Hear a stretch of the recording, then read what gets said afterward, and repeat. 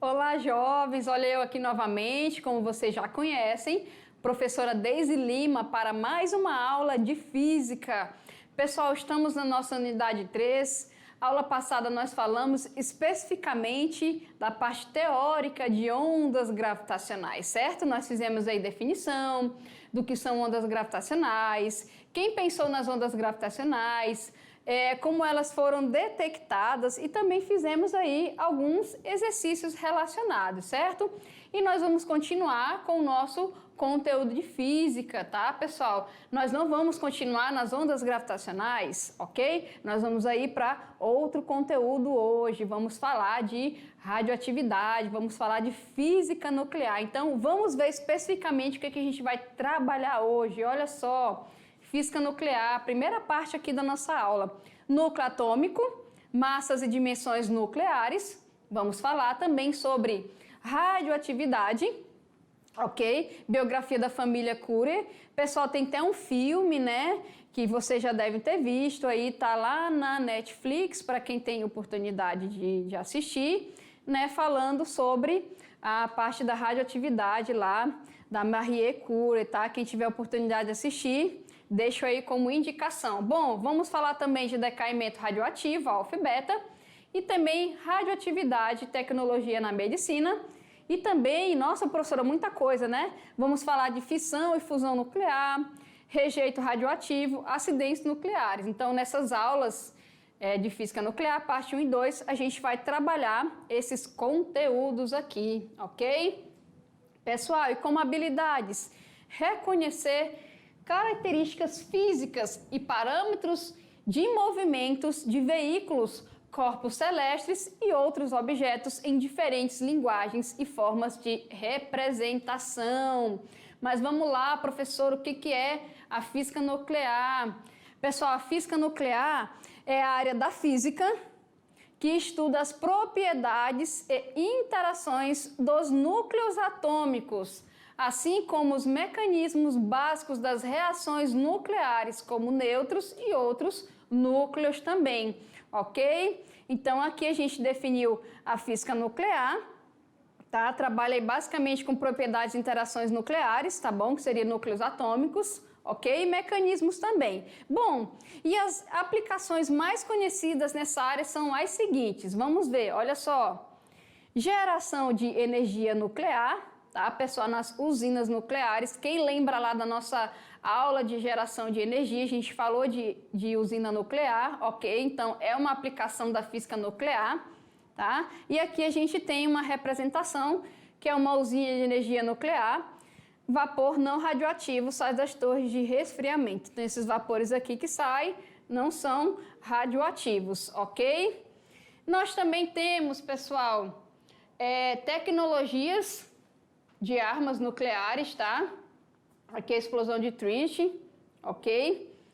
Nós também temos aqui, olha só, a medicina nuclear, tá? Aqueles equipamentos de tomografia computadorizadas, tá? Essa aqui é uma tomografia por emissão de pósitrons, ok? Para fazer exames lá, diagnósticos e imagens médicas também é uma aplicação, tá? E a gente tem também a engenharia de materiais, ok? E aqui essa engenharia nuclear é um curso lá na USP, a partir de 2021, a USP está oferecendo esse curso aí de engenharia nuclear que trabalha com a engenharia de materiais considerados nucleares, ok? Tá, pessoal, entendido isso? E aqui, antes da gente falar especificamente da física nuclear, vamos relembrar aqui que isso também nós vamos falar mais profundamente em próximas aulas sobre as forças na física, tá? A gente pode classificar em 4 grupos. Em aulas posteriores a gente vai exemplificar mais isso daqui. Mas para fazer um resumex, tá? Seria um resumex antecipado, a gente vai fazer essa definição aqui. Bom, força gravitacional, que tem relação com a atração entre os corpos e é responsável pela órbita dos planetas ou pela queda de uma fruta, né? Isso aí a gente estudou lá em Newton, lá no primeiro ano, e também falamos sobre ondas, né, gravitacionais, e falamos sobre a atração universal gravitacional de Newton, né, pessoal? Isso daí lá no primeiro ano também. Bom, força eletromagnética a gente falou aqui no terceiro ano já, ok? Que dá origem aos fenômenos elétricos, aos ímãs e a reações químicas que envolvem essa parte de eletricidade e magnetismo. E aqui a gente tem as duas, olha só, que é a força nuclear fraca, que produz o decaimento em um elétron e é emitido do núcleo, e também aqui, ó, a força nuclear forte, que é responsável por manter as partículas do núcleo unidas, mesmo que tenham cargas elétricas iguais, ok? Então, a força responsável por manter partículas do núcleo unidas é a força nuclear forte, tá? E a força nuclear fraca, como vocês estão vendo aqui, produz o decaimento, né, de um elétron emitido no núcleo, ok? Então, aqui a gente vai trabalhar mais com essas duas aqui. Ok, pessoal? Entendido isso? Vamos dar uma olhadinha em um pouco de história.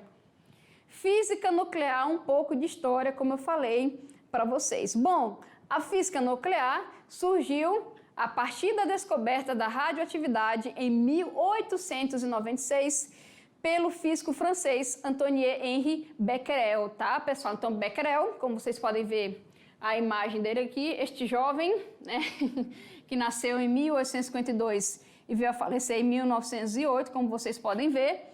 E ele foi aí um dos primeiros nomes quando se fala de radioatividade, tá bom? E após o século XX, a física nuclear passou a se desenvolver bastante. Constituiu-se o primeiro reator nuclear, que foi destinado à pesquisa científica e à fabricação da primeira bomba atômica construída logo em seguida, tá, pessoal? Então, aqui, a partir do século XX aí, esse tipo dessa área da física passou a ser bastante estudada e desenvolvida. Entendido isso? Ok? E, atualmente, após a Guerra Fria, a pesquisa em física nuclear tem tido, no caso, aí, mais foco nas áreas não bélicas, né? Ou seja, de áreas não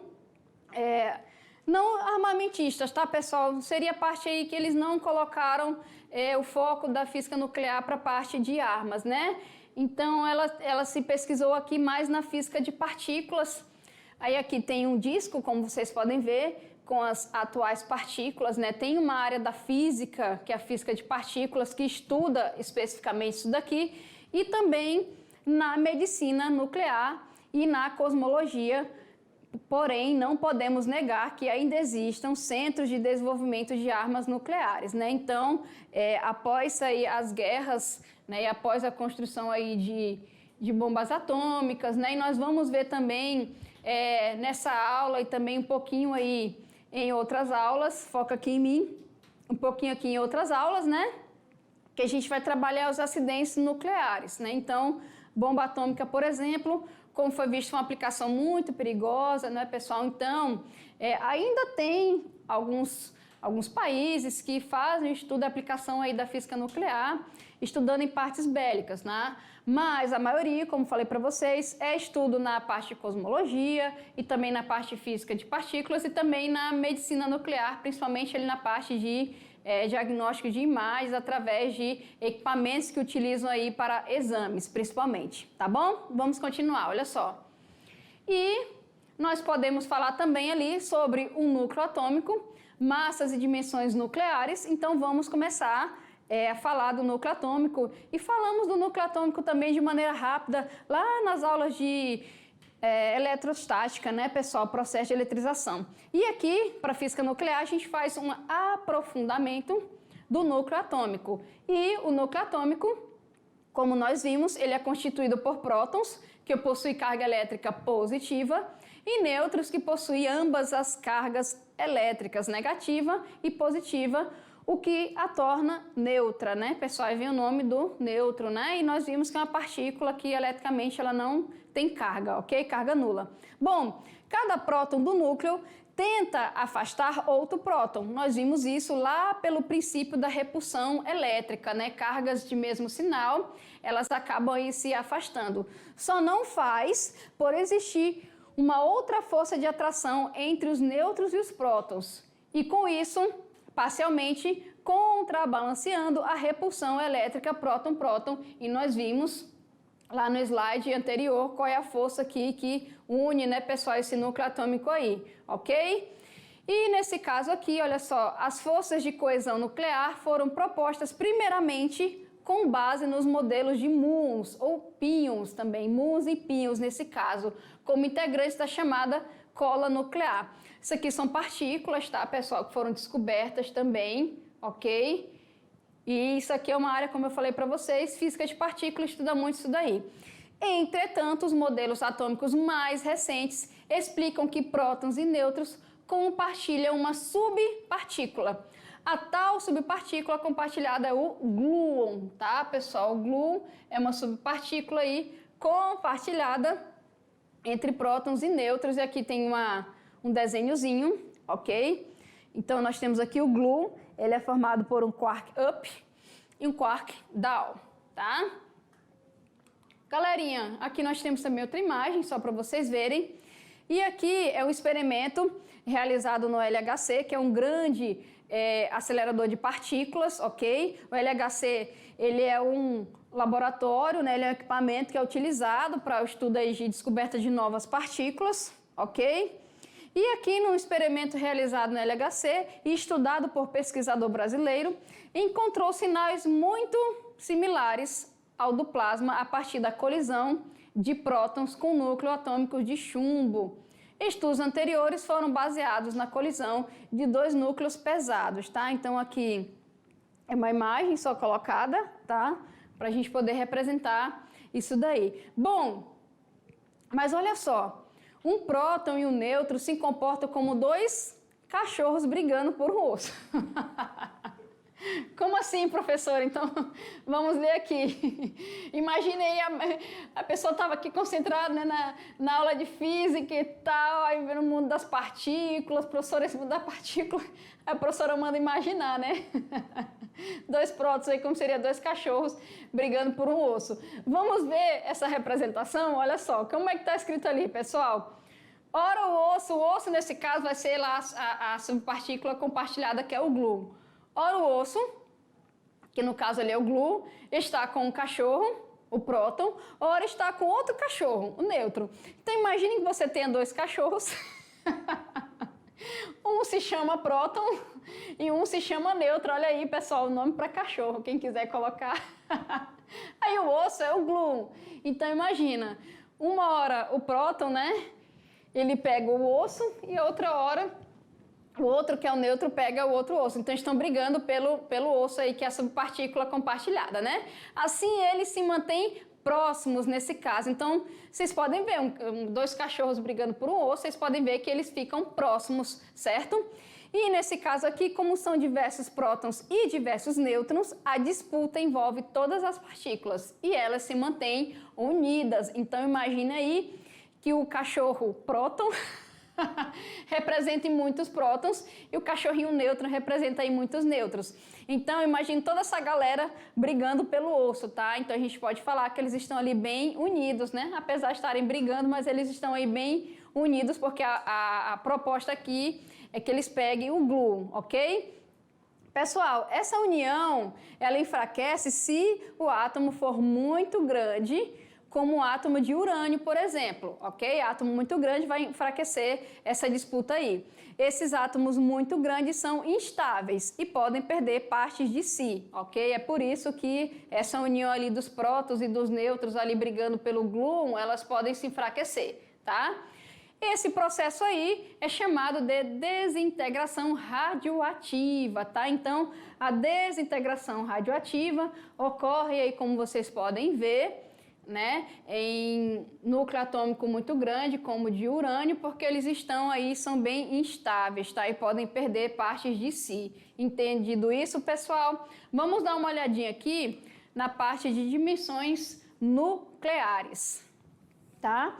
Uma das inúmeras experiências realizadas por Rutherford, e nós falamos dele já, demonstrava o espalhamento das partículas alfa. Falamos disso aqui também, tá, pessoal? Lá na aula de mecânica quântica. Bom, que foi base experimental do modelo atômico chamado átomo nucleado, onde elétrons orbitavam em torno de um núcleo, né, que é o modelo atômico de Rutherford. E aqui, só para a gente lembrar, nós temos aqui, ó, a fonte de partículas alfa, como vocês podem observar.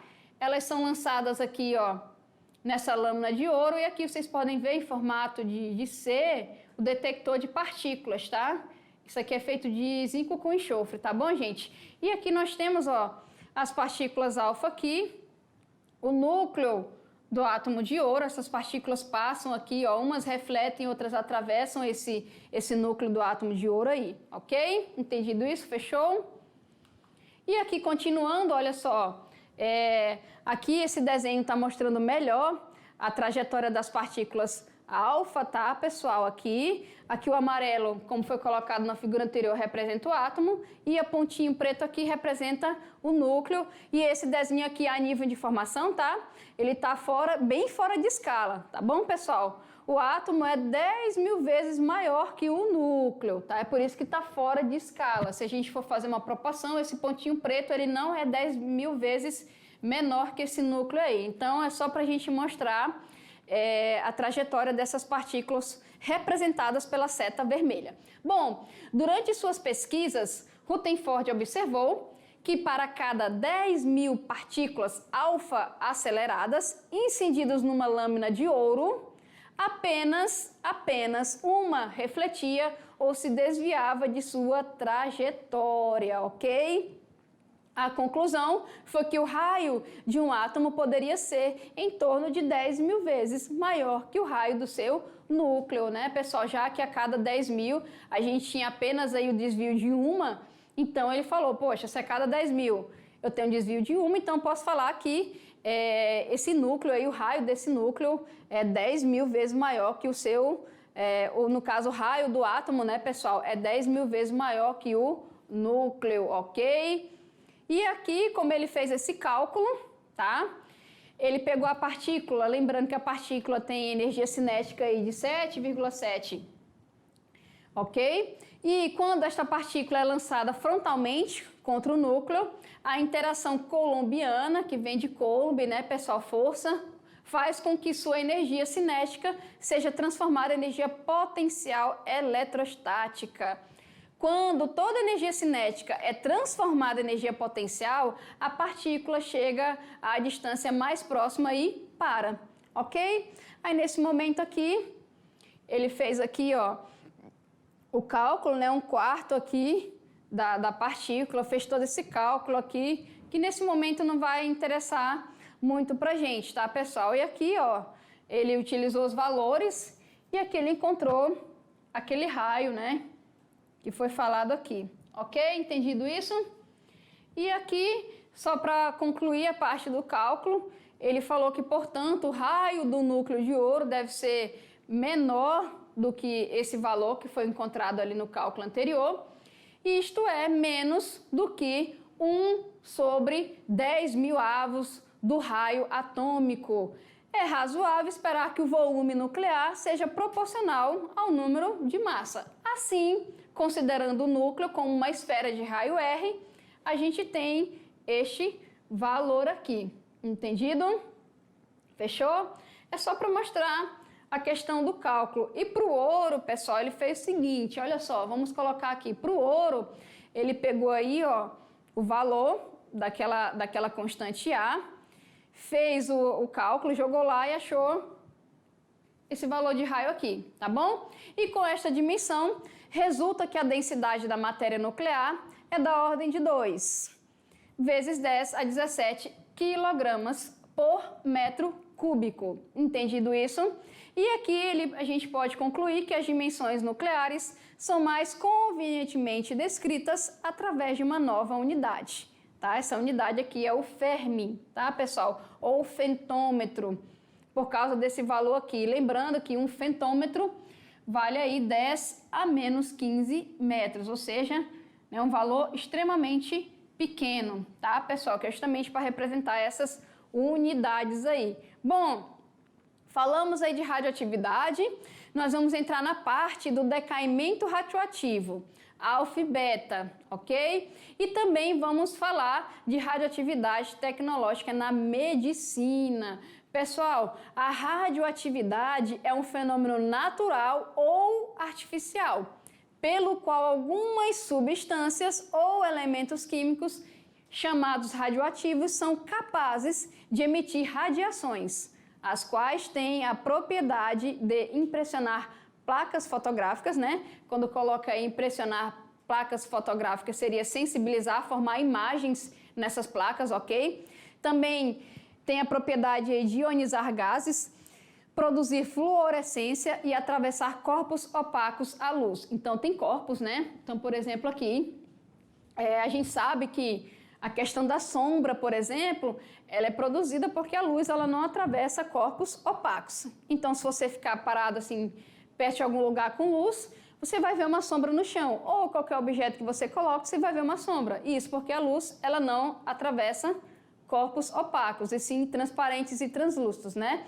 Então, pessoal, alguns elementos radioativos têm a capacidade de atravessar, radiação de atravessar corpos opacos. É por isso que a radiação, ela pode ser, quando não manipulada de maneira correta, muito perigosa para o ser humano. Entendido isso? Vamos continuar, olha só.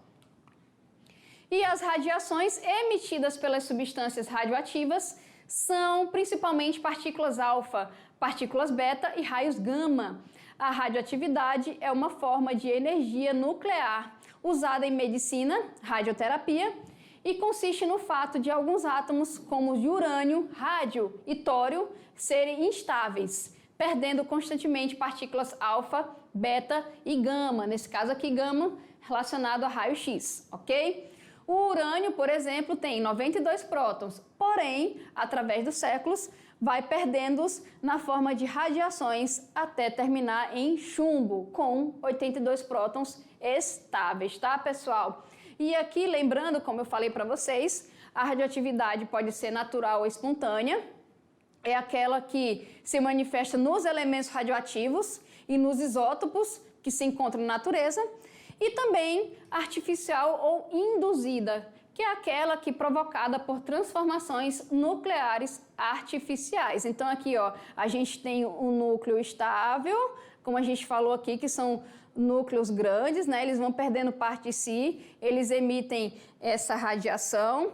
E aqui a gente tem outro núcleo, instável, que é a radiação contínua, e estável, que é a radiação para, ok? Então a radiação para ser emitida quando o núcleo se torna estável. Entendido, pessoal? Ok? E jovens, olha só, em relação ao decaimento radioativo, à medida que a radiação é emitida, o átomo se desintegra, o que resulta na sua transformação, pois é o número atômico que determina o elemento químico. Né? Isso vocês podem ver na tabela, o número atômico, ele determina qual elemento químico está se tratando. Então, o tempo que essa desintegração do elemento leva para reduzir a sua massa pela metade é chamado de meia-vida ou período de semi-desintegração, ok? Então, essa desintegração aí, que ele leva para reduzir a sua massa pela metade, é a meia-vida do nosso elemento. Tá? E aqui tem uma figurinha, a gente tem os núcleos aqui, esses são estáveis, e aqui, ó, com excesso de energia, que seriam os radioativos, ó, excesso de energia, aqui a gente tem emitida em forma de ondas eletromagnéticas e radiação gama, e aqui a gente tem, ó, essa outra parte aqui emitida em forma de matéria, que são partículas, que é a radiação alfa e a radiação beta. Ok? E aqui os estáveis, vocês podem perceber que eles não emitem essa radiação, tá? Nós vimos aqui, pessoal, ó, radiação emitida, alfa. Então, pessoal, vamos falar desse tipo de radiação. Olha só, nós temos aqui os tipos de radiação que vocês viram lá no desenho, e o tipo de radiação determina o poder de penetração na matéria, que são respectivamente baixa, média e alta. Alta é muito perigoso para nós, ok? Radiação alfa são partículas pesadas de carga positiva que desintegram do seu núcleo 2 prótons e 2 nêutrons. A sua radioatividade pode ser impedida por uma folha de papel, ok? Já a beta são partículas de carga negativa que não contêm massa. A sua radioatividade superior à de alfa pode penetrar em uma folha de papel, mas não numa placa de metal. E aqui, ó, para fechar, a radiação gama são ondas leves de altíssima frequência, ok? Então, frequência alta, comprimento de onda pequena é perigoso para o ser humano, que não possui massa. A sua forte capacidade de penetração faz com que sua radioatividade passe tanto pelo papel como pelo metal, tá, pessoal? Então tá aqui a representação, ó. Radiação alfa, uma folha de papel segura. Radiação beta passa pelo papel, a placa metálica segura. E aqui a radiação gama passa tanto pelo papel quanto pela placa metálica, ok? Entendido isso? E aqui, pessoal, olha só, vamos falar da fissão e fusão nuclear, rejeito radioativo e acidentes nucleares, ok? E aqui, pessoal, o que seria a fissão nuclear? A fissão nuclear é o processo em que se bombardeia o núcleo de um elemento radioativo com nêutron. Então tá aqui, ó, o núcleo tá aqui de boa, como vocês podem ver, olha só, o urânio aqui 235. A gente vai, deixa eu pegar a canetinha aqui, a gente vai bombardear esse núcleo aqui com nêutron, tá? Imagina você tá tirando aqui várias pedrinhas no núcleo, que seriam os nêutrons, ok? Essa colisão resulta na criação de um isótopo do átomo, totalmente instável, que se quebra formando dois novos elementos e liberando grandes quantidades de energia. Então tá aqui o núcleo, ele foi bombardeado com nêutrons, ok? Nesse caso aqui a gente tem essa colisão, nós temos aqui, ó, a criação de um isótopo do átomo, totalmente instável, tá? Se tá instável, pessoal, nós vimos que vai emitir radiação, né? Então tá aqui, ó, ele se quebrou e está emitindo grande quantidade de radiação, ok? Essa é a fissão.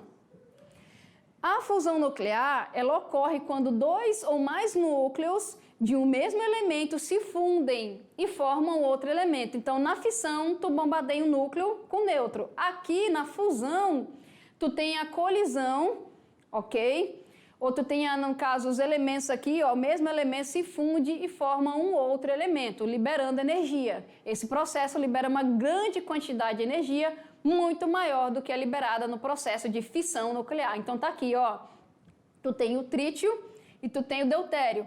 Tá aqui, ocorreu a fusão, ok? Como vocês podem observar aqui, se fundiram os dois, eles vão formar outro elemento. Tá aqui, ó, o hélio. Está aqui o nêutron, então a gente formou o hélio e aqui a gente tem que nesse processo aí de fusão, a gente tem uma grande liberação de energia, tá, pessoal? E aqui, olha só, que é algo muito grave, né? A explosão de uma bomba atômica consegue facilmente arrasar uma grande cidade. Na imagem, a gente tem aqui a cidade de Hiroshima, no Japão. Acho que muitos já ouviram falar, né, desse acidente lá, dessa bomba nuclear que foi jogada lá. E após a explosão da primeira bomba atômica usada contra civis em finais da Segunda Guerra Mundial. Entretanto, a força da bomba jogada sobre Hiroshima, baseada em fissão nuclear, é muitas vezes menor do que uma bomba de hidrogênio, e nunca utilizada em guerra. Sendo que a bomba de hidrogênio, detonada pelo homem, teve um poder de destruição 4.000 vezes superior à da bomba de Hiroshima. Então, é um grande estrago, né, pessoal? É complicado se mexer com essa parte da física nuclear em armas bélicas, né? Vocês podem ver que as consequências aí são desastrosas. E aqui, em 1952, foi criada a bomba H, que é a bomba de hidrogênio, que tinha como reator nuclear a fusão do hidrogênio. Como nós vimos, durante a fusão, a energia liberada é muito maior do que na fissão nuclear. Entendido isso? E aqui, só para a gente continuar, a principal diferença entre o reator de uma bomba atômica e o reator de uma usina nuclear é que nessa reação de fissão é controlada e acontece sempre em quantidades suficientes para aquecer a água, que irá evaporar e girar as turbinas da usina, ok? Na bomba atômica, essa reação não é controlada, tá, pessoal? E causa aí um grande estrago, né, infelizmente. Bom, a energia nuclear corresponde hoje, nós vimos isso lá na nossa aula de fonte de energia, a 17% da geração de energia elétrica mundial.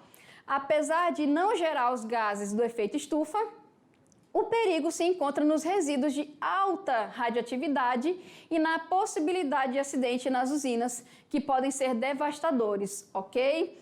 E esses rejeitos aí, eles causam grandes acidentes se não são bem controlados, né, pessoal? E falando sobre rejeito radioativo, diversas áreas, medicina, engenharia, antropologia, entre tantas outras, fazem uso de materiais que contêm radioatividade. Assim, os cuidados com os resíduos são indispensáveis para que esse tipo de lixo não contamine o ambiente, provoque doenças, no caso câncer, radioatividade provoca câncer, né, pessoal? E deformações também nos genes. E nós temos aqui, ou ainda resulte em acidentes nucleares, né? Falei para vocês que a radioatividade, elementos radioativos, eles podem multar a célula, né, pessoal, e causar câncer, infelizmente. E aqui a gente vai ver alguns acidentes nucleares aí pelo mundo, tá? O primeiro acidente nuclear ocorreu em 1952, ok? No laboratório no Canadá. E nesse acidente, o reator foi semelhante ao de Chernobyl. Só que em menor escala e não houve nenhuma morte nesse caso aqui, tá? Ele foi considerado nível 5, segundo a escala internacional de acidentes nucleares, ok? E também, em 1958, aconteceu aqui também um novo acidente, causando aí uma série de consequências para as instalações, ok? Nesse caso aqui, acidentes que ocorreram foram danos materiais, ok? Aqui também nós temos o de Chernobyl, lá em 1986, tá, pessoal, na região da Urânia. Esse sim, infelizmente, além de desastres materiais, teve também de vidas, ok? Considerado aí o maior desastre nuclear da história, liberou uma nuvem radioativa com 70 toneladas de urânio e 900 toneladas de grafite. Pessoal, é muito elemento aqui que foi liberado, né? Na atmosfera. O acidente é responsável pela morte de mais de 56 pessoas imediatamente e também de 4 mil a, como vocês podem ver aqui, ó, 985 mil de câncer, ok? E aqui seria uma foto, né, lá da usina em Chernobyl, tá bom? E também, né, ainda na União Soviética, a gente tem aí os acidentes lá em 1957, ok? Nessa usina aí de Mayak, sofreu uma falha no sistema de refrigeração no compartimento do armazenamento de resíduos nucleares e a nuvem de gás contaminou uma região de um raio de 800 quilômetros, sendo registrados pelo menos 200 mortes, né, por causa da exposição à radiação, ok? E aqui ele foi considerado nível 6. E aqui também, entre 75 e 92, essa usina aqui, né, pessoal, de Leningrado, sofreu vários acidentes, pelo menos 8, ok? E sendo que em 6 de fevereiro de 75, 3 pessoas vieram a falecer por causa desse acidente aí, tá? Continuando, nós temos aqui, ó, nos Estados Unidos, tá, pessoal, lá aqui em 79, ok? O maior acidente nuclear dos Estados Unidos ocorreu perto de Harrisburg, capital da Pensilvânia, atingiu o nível 5, lá naquela escala de acidentes nucleares. E em março, a usina sofreu superaquecimento devido a um problema mecânico, mas não chegou a explodir, pois os técnicos optaram pela liberação de vapor de gases. Cerca de 25 mil pessoas entraram em contato com os gases que foram liberados para evitar a explosão, né? Então, se tivesse explodido, infelizmente, o número de vítimas teria sido enorme, né, pessoal? Mas, liberando a fumaça, 25 mil ainda entraram em contato com essa fumaça aqui. E no mesmo ano, em agosto de 79, esse barulho que vocês ouviram foi minha água, tá, pessoal? E no mesmo ano, em agosto de 79, um vazamento de urânio em uma instalação nuclear secreta, olha só, né, secreta, ok? Contaminou cerca aí de 1.000 pessoas, tá, pessoal? Outros acidentes também, para vocês verem como essa questão é bem séria, né? Lá nessa região aqui, ó, de intensos testes nucleares, fica em Nevada, a 65 quilômetros de Las Vegas. Em dezembro aí de 70, um dispositivo de alta potência foi detonado no subsolo, mas provocou rachaduras que resultaram em detritos radioativos na atmosfera. Cerca de 86 trabalhadores foram expostos à radiação. Não se sabe o que ocorreu com os funcionários, né? Infelizmente, não deve ter sido coisa boa, porque radiação e pessoas não combinam, tá, pessoal? E atualmente desativada, a região recebeu o seu último teste aí em 92, ok? E também lá em 61, temos aí a morte de 3 pessoas, ok? Considerada em nível 4 aqui. E em Roio também, olha só, em 2002, 100 mortes. Nível 3, houve pelo menos 8 acidentes por avarias, né? Ou seja, estragou alguma coisa aí e teve acidente nessa usina, tá? Além desses que nós falamos, também tem na Inglaterra, tá? Pessoal, na Inglaterra, o incêndio destruiu o núcleo e lançou toneladas de material radioativo, o que ocasionou mais de 2 centenas de casos de câncer entre as pessoas das comunidades vizinhas, apesar de não ter mortes considerável nível 5, mas infelizmente aí umas pessoas ficaram com câncer, né? E também em 73 houve uma explosão sendo considerável nível 4, tá, pessoal? E ainda nesse viés de acidentes nucleares, a gente tem no Japão, ok? No Japão, em 81, nessa usina aqui, 4 vazamentos radioativos na usina nuclear, ok? Do Suruga, deixaram aí 278 pessoas contaminadas por radiação, certo? E também lá em 99, em Tokaimura, houve uma reação descontrolada vazando a radiação que matou 2.000 trabalhadores e expôs também mais um para os níveis de radiação acima dos limites permitidos aí que foram liberados, tá, pessoal? E também isso aqui, como foi em 2011 em Fukushima, foi até noticiado aí em alguns jornais, né? A usina lá em Fukushima sofreu danos em 3 de seus 6 reatores, em 11 de março de 2011, depois de um terremoto de 9 graus na escala Richter aí ter atingido o país. O desastre foi classificado como grau 5, lá no que mede, né, os acidentes nucleares, ok? E nós temos também, olha só, para vocês verem que infelizmente teve muitos acidentes, lá na Tchecoslováquia, hoje Eslováquia, ok? Lá na usina de Boruníce, em 77, o mau funcionamento durante a substituição da vareta de combustível causou 2 mortes. Ele foi considerado nível 4, ok? Em 76. E também um ano depois, a corrosão severa do reator e liberação de radioatividade para a área da usina, sem mortes, causou a desativação total dessa usina aqui. Então, muitas usinas dessas estão desativadas, tá, pessoal? Justamente por causa aí dos acidentes, ok? Professora, tem mais? Infelizmente tem, pessoal. Olha só, França, ok? Na França, lá em 2011, uma pessoa foi morta e 4 feridos, um deles gravemente em uma explosão na usina nuclear de Marcoule, como está escrito aqui, ok? E também houve acidentes em mais outros 3 países. Suíça, em 69, considerado nível 4. Suécia, também em 2006, considerado nível 2. E também a Alemanha, em 75, considerado nível 3. E também em 86, não havendo mortes, tá, pessoal? Não havendo mortes aí. E dentro desse viés aí de acidentes nucleares, como vocês viram, é muito sério essa questão da manipulação da radioatividade, a gente também teve um acidente no Brasil, certo? Vamos relembrar, olha só.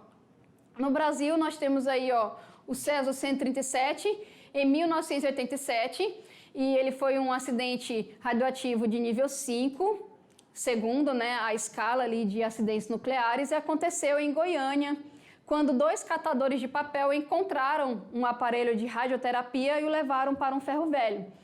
Ou seja, o aparelho estava jogado, né, então eles viram ali e resolveram levar. Após desmontarem o aparelho, os homens encontraram uma cápsula de chumbo com cloreto de césio em seu interior.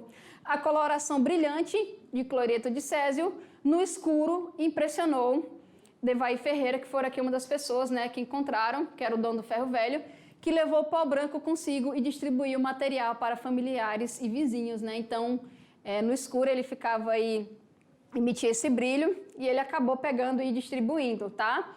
Aqui tem uma foto, olha só, do jornal na época, ok? E aqui não dá para ver muito bem na foto, mas se vocês pesquisarem, vocês vão ver como é que ficou as mãos, né, das pessoas que tiveram contato e outras coisas também. Quem teve contato com césio houve náuseas, vômitos e diarreia, né? A sobrinha dele foi a primeira a falecer 6 dias após ingerir o material. E ao todo, 11 pessoas morreram e mais 600 foram contaminadas. a exposição, a radiação atingiu 100 mil pessoas, tá, pessoal? Para vocês verem como isso é bem sério. E aqui, olha só, nós temos alguns gráficos de acidentes com fontes radioativas no Brasil, né? Tá aqui representado o símbolozinho. E para olhar melhor isso aqui no mapa, a gente tem essas tabelas também, tá? Acidentes ocorridos no Brasil. Aqui tem a instalação, aqui tem o local, o ano e o tipo de acidente, tá? Vou deixar aqui para que vocês confiram, tá, pessoal? Aqui tem a continuação da nossa tabela, ok? Vocês podem verificar aí os principais acidentes ocorridos, né, com a radioatividade aqui no Brasil, que é uma coisa, como eu falei para vocês, muito séria quando não é bem manipulada, ok? Pessoal, olha só, fiquem comigo que na próxima aula a gente vai fazer revisão e também resolução de exercício, tá? Tchau, tchau!